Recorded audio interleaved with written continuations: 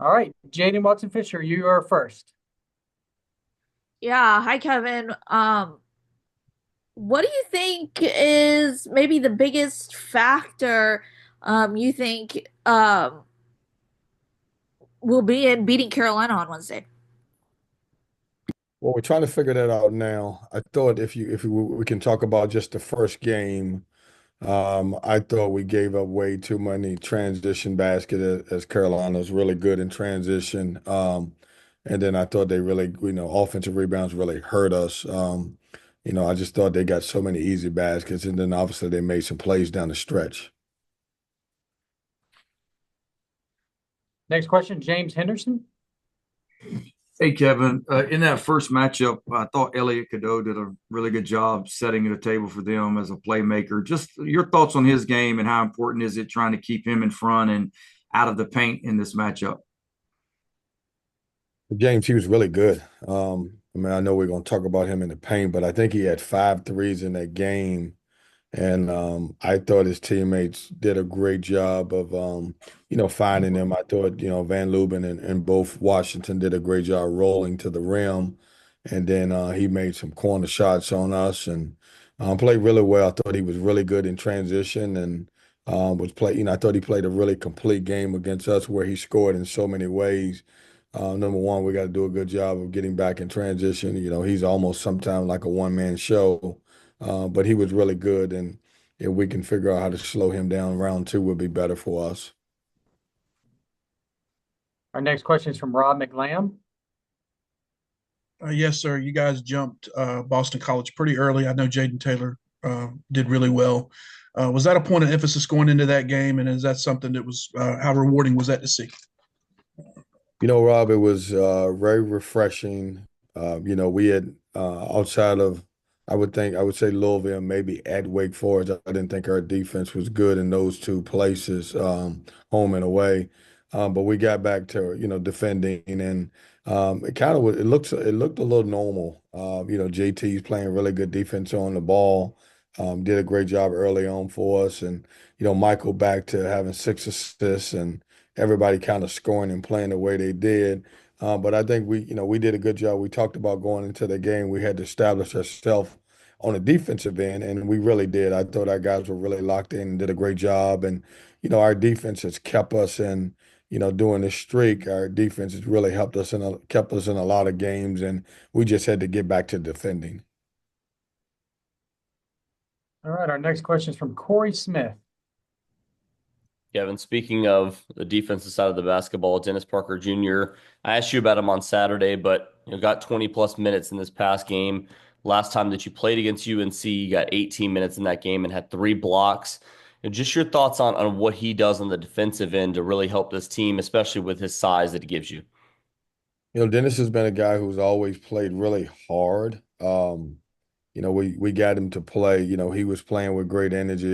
This team, Corey, there's not a lot of separation between, 3 and number 8 guy. And we're looking for spark plugs right now. And if you look at, the game on Saturday, I thought Dennis was a spark plug. I've said Jaden was playing, Jaden Taylor basketball, Michael with 6 assists. I thought Dennis got back to, affecting the game in so many different ways, getting out in transition, active on the defensive end, rebounding the basketball. And, this team needs someone to bring great energy. And I thought he did that part of it. And, looking back at the Carolina game, I thought also in round one, I thought he played with great energy and passion. Thank you. Next question from Brian Murphy. Hey, Coach, we've seen it all over college basketball. The lack of consistency from one year to the next. Is that going to be a feature that we see given the transfer portal, given the way these rosters change, that it's going to be tough to build the same thing from year to year? Oh, Brian, 100%. I mean, if you just look at our league, probably outside of Louisville, which some of that probably has to do with NIL. You look at our league, the teams that are consistent right now. You speak of Clemson, just getting 2 really good players back that are, knows what they're doing. Obviously, Duke's Duke because Cooper makes them really good. But it's hard to build programs, to build culture the way you want to when there is going to be so much turnover. And I think the biggest adjustment is going to have to come from us coaches. We have to figure out, all right, how to, obviously, bring a new group in every year and then push your coach on them a lot earlier than you ever expect. I think it's really hurt our league, probably a little bit more than everybody else because we typically have a lot of pros or guys who may not be happy and end up going into the transfer portal. But it will not be an easy thing from year to year just because they're going to be turnover. Like, you could have a roster. You might bring in 8 to 10 guys every year from this point on. All right, next question from Noah Fleischman. Hey, Coach, good morning. Do you expect to have Mike James at all the rest of the year? It's I would say we're getting towards the point where it's probably not going to happen. We did have conversations last week and we talked about that. But it's now to a point. Does it make sense? Talking to Mike, I think he wants to play, but as I speak to the doctor and the trainer, he's not 100%. And what you fear for is coming down the stretch with 6 regular season games. Do you throw him out there and then he ends up turning Achilles or something else? I would say really, really unlikely at this point. I haven't completely ruled it out, but I would say really unlikely at this point. Thank you. All right, we'll go back to James Henderson.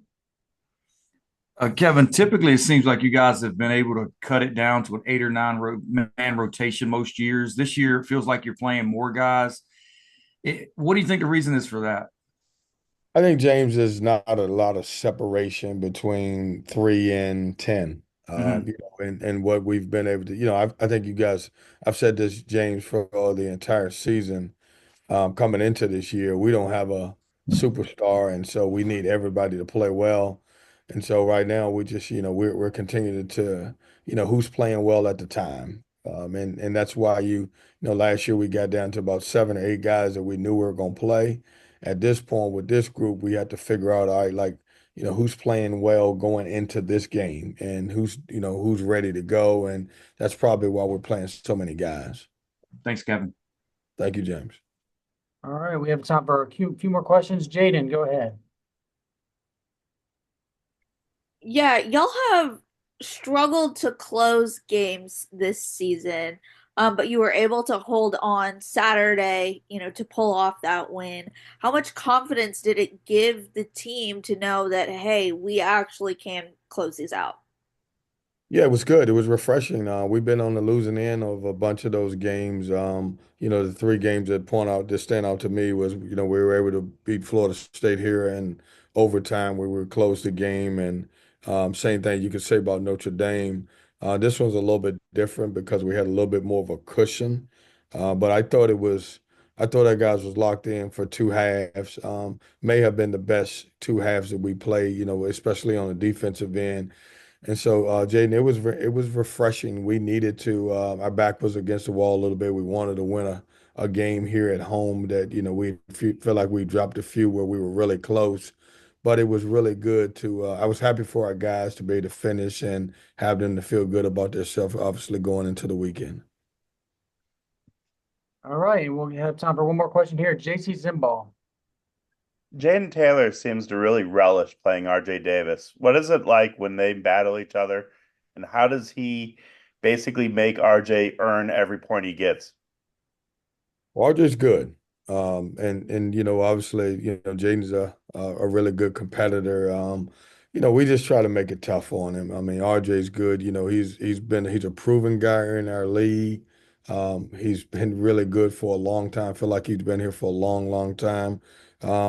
We just try to make as much things tough as you can. And for us, our best defender, on the ball defender right now in this group is Jaden. So certainly we do a lot of switching, but he'll have some opportunity to guard him. But I don't think anybody guards him. I think RJ is a guy that, when he's making shots, he's as tough as anybody to guard in our league. And we'll have a bunch of guys that'll be able to guard him on Wednesday. All right, Coach, we appreciate your time this morning. Thank you very much. Thanks, guys.